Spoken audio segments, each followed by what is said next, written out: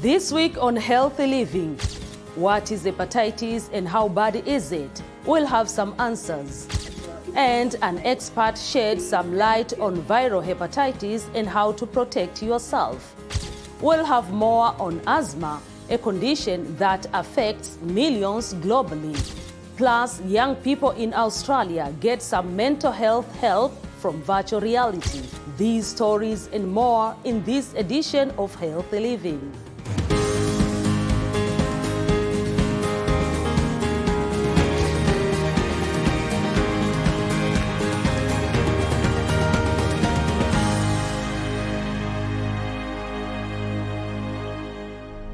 Hello and welcome to Healthy Living. I'm Mkamiti Kibayasi.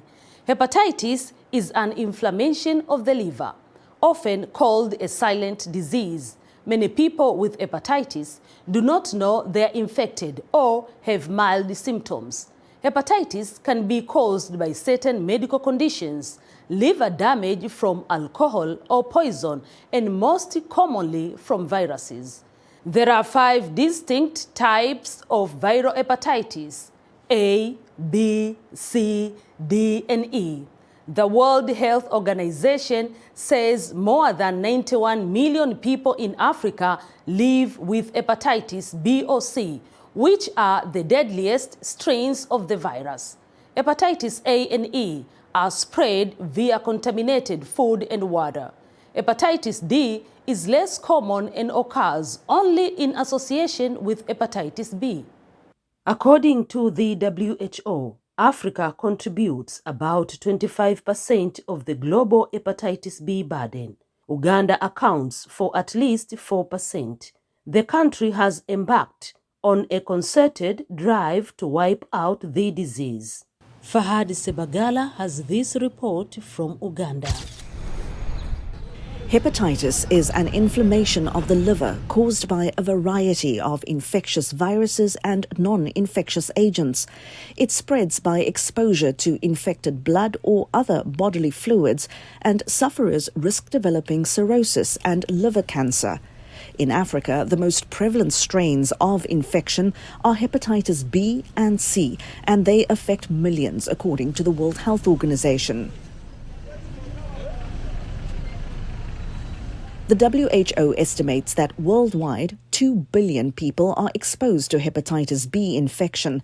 Of these, 350 million have chronic infection, with 65 million living in sub-Saharan Africa. Uganda is one of the countries worst hit by the condition, with prevalence of 4.3% for hepatitis B among adults. Hepatitis B prevalence in Uganda is at about 10%, but that is very variable, ranging from about 4% in southwestern Uganda and about up to 25% in northwestern Uganda. For hepatitis C, the figures are not very well known. A hepatitis B diagnosis can be a door to stigma and discrimination. Derek Isabayo, a university student battling the infection, found out the hard way after mandatory testing at the university hospital. It was last 2 months when I went to the university hospital for a checkup. So I said, let me go and check for my status. Unfortunately, reaching at the hospital, I found I was positive. I used to hear the signs and symptoms, and 99% of the symptoms, I had them. Most of the people, the public, they have a negative feeling about it. Others, like your friends, they start distancing themselves from you. Lutamaguzi Emmanuel, the founding executive director of the Hepatitis Aid Organization, says another constraint for patients is the financial toll hepatitis B takes. In Uganda, we still have a very big problem when it comes to treatment or the medication for hepatitis C, because it is very expensive. The difficulty is the medicines available for hepatitis C are very expensive, out of reach for most of the population, and they're even complicated. Uganda has embarked on a concerted drive to wipe out the disease, relying primarily on vaccination drives for infants and other vulnerable groups. The fight against hepatitis B in Uganda is ongoing, but for health workers and people affected by the disease, it is hoped that increased awareness and education will eventually win out and save lives.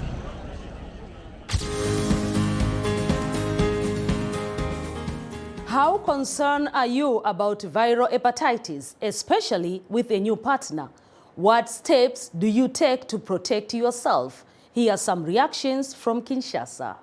L'hépatite, on l'appelle hépatite B, c'est une maladie. Hepatitis. It's called hepatitis B. It's a disease characterized by the liver swelling, so the liver swells from the inside. There are vectors that bring and promote the swelling.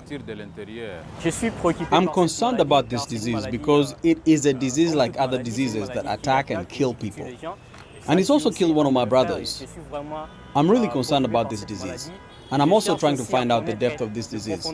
So if you have information who can help me or help the population to know more about this disease, you can help raise awareness. It is a disease that concerns me a lot. Many people do not know that this disease exists. Most people, Congolese and Kenois, who take alcohol have symptoms of hepatitis, but do not know that in their body they have this disease. So my concern is that the virus is not known. A lot of people haven't had any information about it. And there are a lot of deaths, which could be serious if we don't communicate well about this disease. Yes, so to protect ourselves from this viral infection, it is advisable to be careful about the use of sharp objects because this is a disease that is transmitted either by contact or by contact with contaminated blood.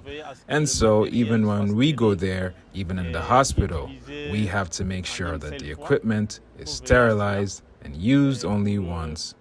We must ensure that we avoid mother-to-child transmission. We must always ensure that we are vaccinated and that the food or water we consume is clean. L'alimentation ou l'eau que nous consommons soit propre. Here is what some of you had to say on Facebook about viral hepatitis. Goligota Magabe Mkono said, "I'm really worried because we don't have the education against hepatitis.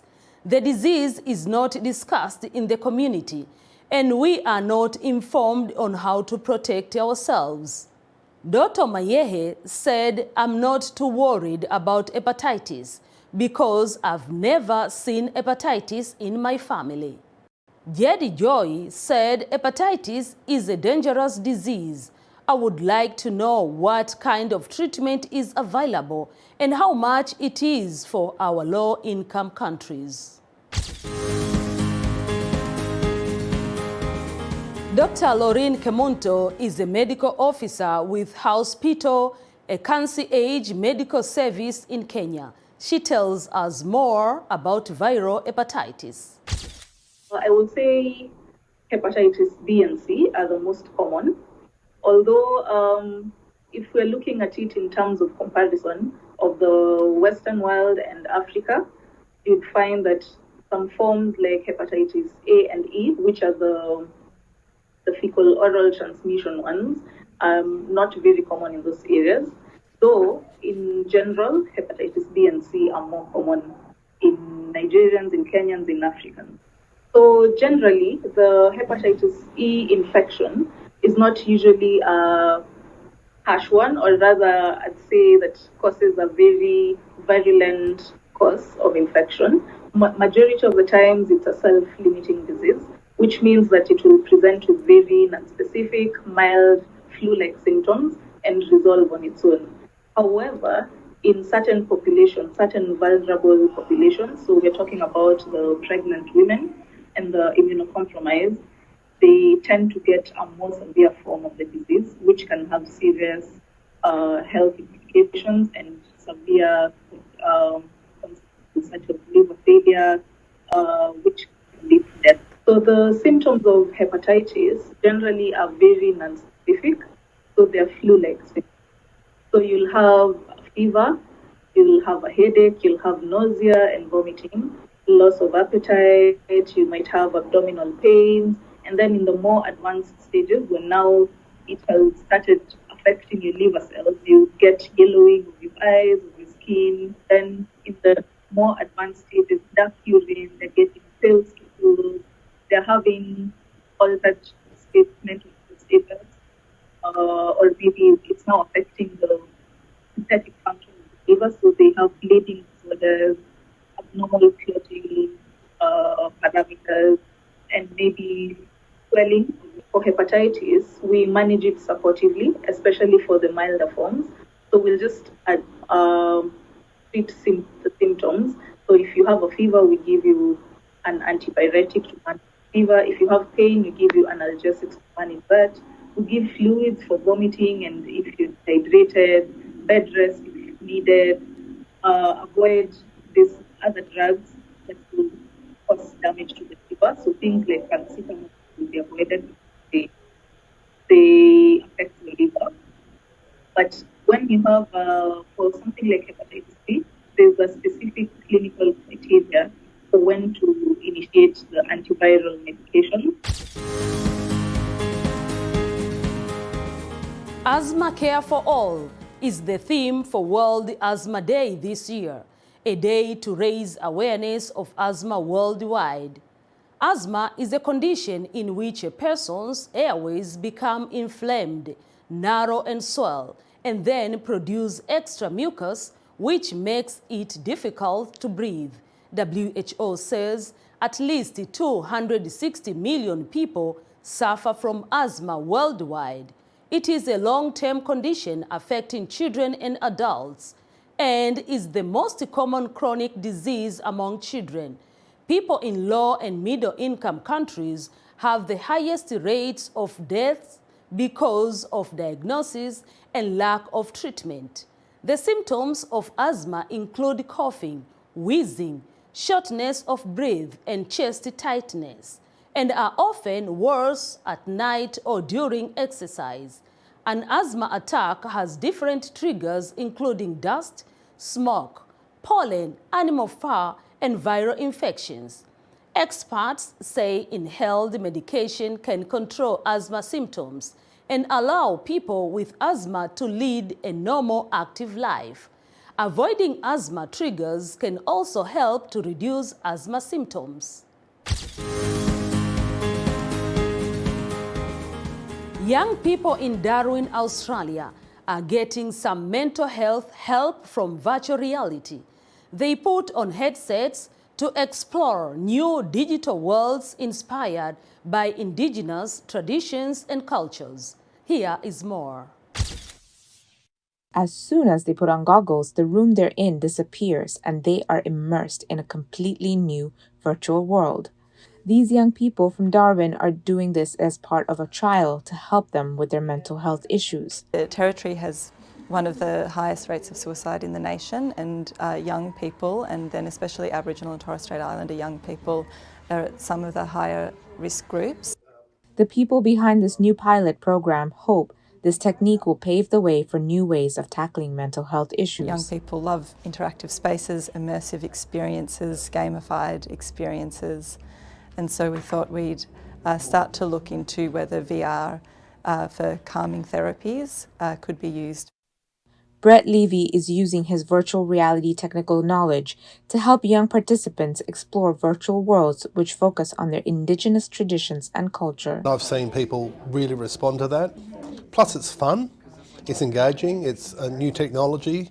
I think it's a new technology for an ancient culture. This technology could be spread to a wider audience, ultimately extended to all sorts of mental health issues. Creating different virtual reality spaces for anxiety, for depression, for ADHD, for behavioural regulation issues. So a different suite of programs. A virtual world with beneficial outcomes in the real one. That's our show for today. For more health news, wellness tips, and medical breakthroughs, stay connected to Voice of America at voaafrica.com. You can follow me on Twitter at Mkamiti VOA.